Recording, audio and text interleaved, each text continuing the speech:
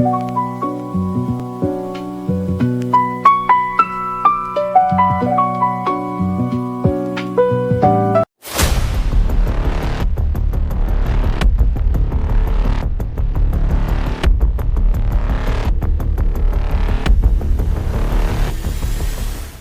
everyone, welcome to part 2 of my attempt at laying a resin floor in my lounge. So as you would have seen from part 1, everything went wrong.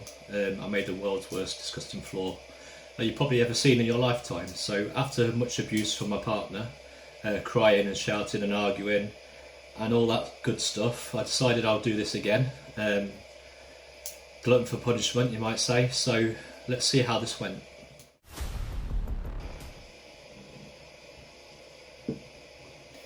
Okay, so from part 1, I started using my hand sander to do this task, but it took absolutely ages to do it. So I did invest in this drywall sander, using 60 grit sandpaper to just take this top coat off. So don't worry if you screw the floor up like I did.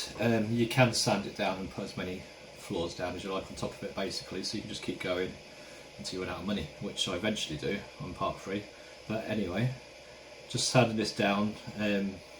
Once that's done, we're going to give it a hoover and we're going to mop it up. So yeah, this took me about 2 hours, I think, to do this. I was trying to get all the hard gloss solvent that I had put on previously, the top coat, so it was ready for the new resin.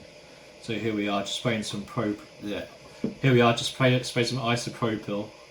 Here we are, just spraying some isopropyl on this mop. Just going to sweep up any of the loose bits and pieces that have been left over from sanding. Be a lot of dust and such like. So once that's all swept up, there you go, all sanded.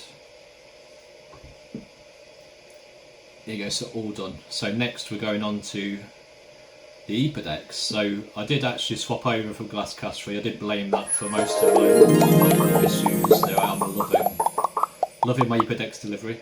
I did order this over Easter holidays, so it came from Germany. It did take probably a week, I think, just over the Easter holiday for this to arrive, so I was patiently waiting for this.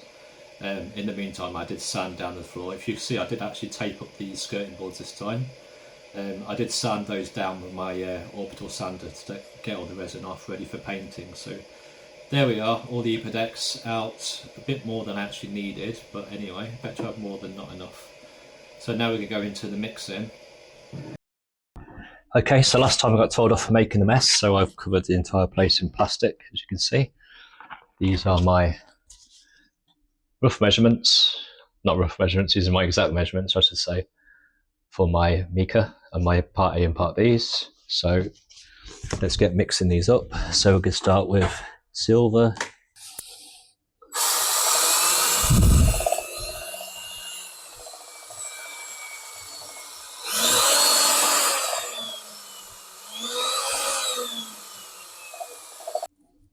So that is my silver mixed. Now I've just got to do 2 golds, a bronze and a white.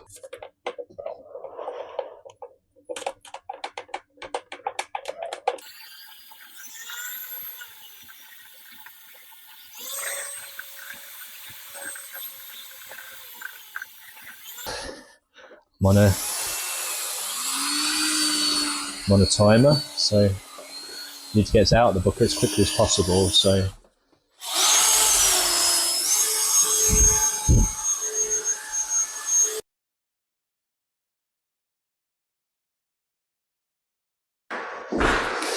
right, now I'm going to put my clock on here. So that's been in the bucket now for about 6 minutes. So I'm going to put that carefully on there, and that's going to be my clock. Actually, no, I'll move that in case it falls down, because that'll be a disaster, right? I'm going to put this over behind the... Right, so you want to go around the outside like a famous American rapper, around the outside. I tip this all around the edges, as close to the edges as you can get. It's actually a really heavy bucket when you've got 15 kilos in here, so just get hold of it. This is so much more runnier than the Glasscast was. Now I have measured this floor out halfway last time. My tape is still there, so make sure you don't cross your halfway line. Get all the way in around the edges, and then whatever you can get in the middle. Now that's out, get your squeegee, which I prepared earlier, and start spreading it out as quickly as possible because you're on a time limit now. So yeah, you can see the difference between this and Glasscast. This is really like water. So part A's and part B's are both really, really watery. I guess that's why you get the 1 hour working time on this. But yeah, so I've done a lot of squeegeeing, and then I'll go and do some cross rolling. But I don't actually think you needed the cross rolling because it's so watery anyway. But I did get decent coverage with this. I used titanium dioxide for the white colouring, so pure powder. I did make a little bit of a mistake. I didn't mix it very well and it got a bit lumpy. You need to mix a little bit at a time with your resin. Make it into little pastes and then start mixing it with a bit more resin to get it properly coloured. I did sort of tip it in like you do with mica and it did make a few lumps. So there are some lumps in this floor. You can see them in the middle, just where I'm just rolling just there. So give it a bit of rubbing, get rid of any of those lumps, and then get perfect coverage over this yellow floor almost. You can just see a little bit of shadow in, but that does sort of go away later on in the video when we start putting the highlights in. So a big mistake I did with this was using my football boots. I didn't like walking on the spikes, so difficult to keep putting on and off and taking off. So I did use these, but that was a massive mistake. I just spent my whole life, I'm literally sliding around this floor like an ice skating rink and having to cover up all my marks that I leave behind. As you can see, loads and loads of marks where my boots are going. I just couldn't stand up on it at all. Absolutely terrible. But anyway, that's my fault. That's not a problem with the resin. That's just my choice of, or poor choice of footwear. But as you can see, I was going for like a ragdoll pattern, so a cloudy grey below the white, not this much grey. This is too much grey again. I've overdone it again. And now I'm trying to put in some veins. So I wanted gold veins with some silver outlines and some bronze along the edges. So I'm trying to lay the outlines here with the paintbrush and just drizzling it on, and then putting the golds over. I've got 2 golds I'm putting on this floor. Again, they're quite orange. So this yellow gold, this is probably the gold I wanted. The orange one is the Mailer Golden Labrador, it's called, the colouring. But again, it's too orange for my liking. And then I was trying to get the veins in. I wasn't quite sure how to get them, so I started rollering them and trying to manipulate them with that. But again, didn't quite get the pattern I wanted. But it's not so bad. Then I've got some isopropyl alcohol, so I'm only on 30 minutes here. I'm just spraying that on just to pop any bubbles that have come up. Bring those to the surface, make sure they pop so I don't get any air bubbles this time in this mix.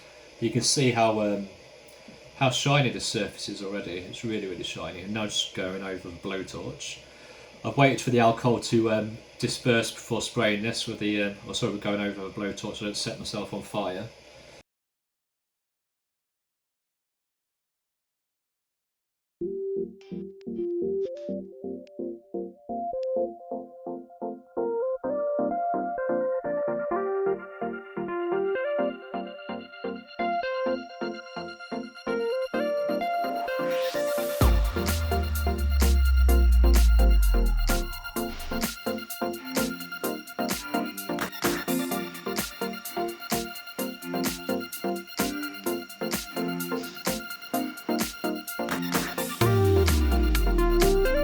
Kind of bodged it again. I didn't get the colour I wanted, but Epoxy, I think it had a really good finish compared to the Glasscast. I think the Epoxy had a really, really good smooth, glossy finish in comparison. A lot less air bubbles in it, but that may be because I used isopropyl alcohol and also used fire to blow up any more bubbles that were left in there.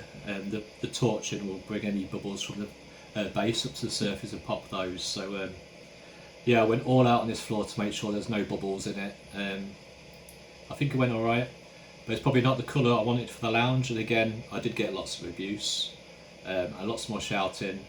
But for this particular case, I was expecting to put a Glasscast top coat on it. I bought Epoxy for the base, and because that's not UV stable, I also bought Glasscast free for the top coat. But as you'll see, part 3, I ended up using that Glasscast free top coat to make the floor again. So part 3, coming soon. Please like and subscribe, and you'll see that as soon as it's up.